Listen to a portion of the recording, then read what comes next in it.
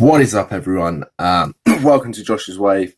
I thought I would just do a really kind of quick video on my initial thoughts of the Mavic Air. I think it is. Yes, the Mavic Air.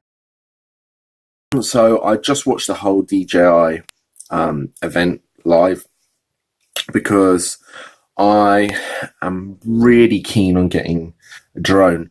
I have been for probably 3 or 4 years. I've had a lot of the cheap ones. Well, I say a lot, not really. I've had like 2 of the cheap ones. Like the most expensive one was, I think it was about £150, which is just rubbish.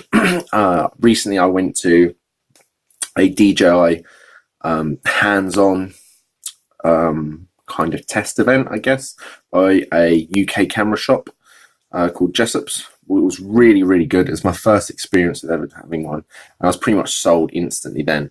I got to fly the Phantom 4 Pro Obsidian, which was incredible looking and amazing to fly. But I was kind of in the market for the Mavic.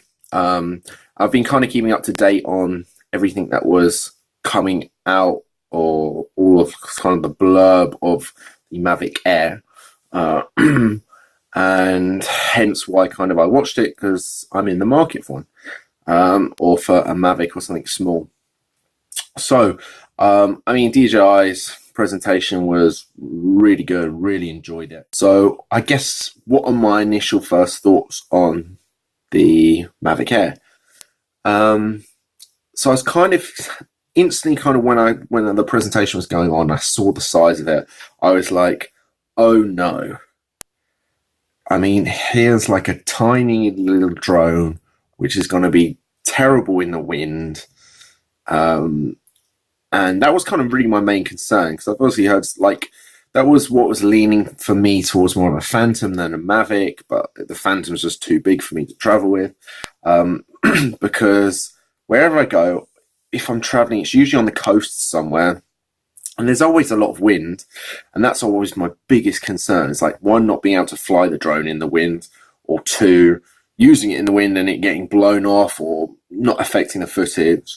So I was kind of, I'm a bit reserved on them saying, okay, it can handle wind speeds of up to 22 miles an hour, I think it was.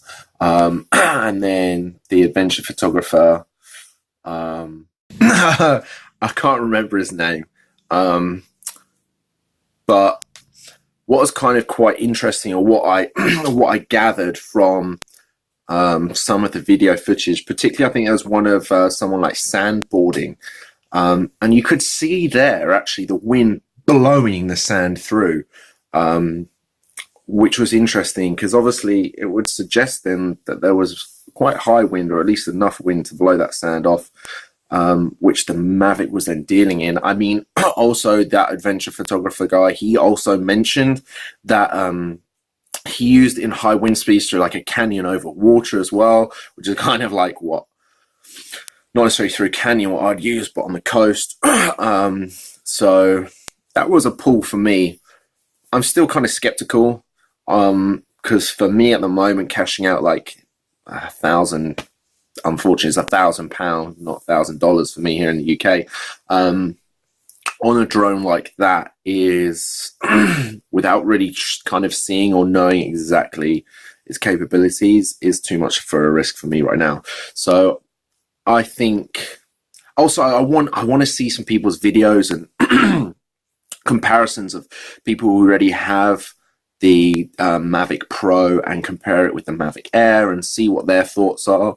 So for me, it's just really kind of gathering more, or as much information as possible on the 2 beforehand. What was really cool was the kind of instant features as well, and the tracking features. So it was the 32 megapixel sphere panoramas, or panoramics. Yeah, they look seriously cool. It'll be interesting to see if any of the software is actually available on the Mavic Pro. I'm guessing probably not, because they'll use it as, well, they have been using it as a real selling point for the Mavic Air. What was also really cool is, I'm going to get it up as well because it's here, here we are, the quick shots. So I guess for anyone kind of creating content or videos, I think it was there. We've got the asteroid and the boomerang. That's like the figure of 8 one. These like kind of quick shooting methods. Sorry, the screen's thrown up. These kind of quick shooting methods are look really cool and really easy to use for creating any of that kind of cool content. Also, I think there was the internal storage. I mean, yeah, should always have an SD card in there anyway, I guess. But it's kind of a cool feature, I suppose, from not having one beforehand and not remembering memory cards or anything like that. I'm forgetful, so it might come in handy. So yeah, overall, I'm still skeptical about the high winds. I'm just, like I said before, I'm looking forward to trying to see some videos of people actually comparing it before I personally bite the bullet and cash out for it. So yeah, let me know any comments below. Let me know if you guys are actually going to be grabbing one of them and one of the Mavic Airs, and if you're going to be doing a video on it, so so I can see in the future and keep up to date. Likewise, if you see this again in the future when it's out and you have it in hands and you've done a video, please send me your links for your channels or whatever it is, so that I can compare and see those videos. Thanks for watching. Please subscribe. My channel's new, and hopefully I'll be putting out some more content soon. And eventually, when I do get a drone, I will obviously be putting some content out on that as well. Give it a thumbs up and any other comments in the messages, and I'll reply to you guys. Thanks for watching.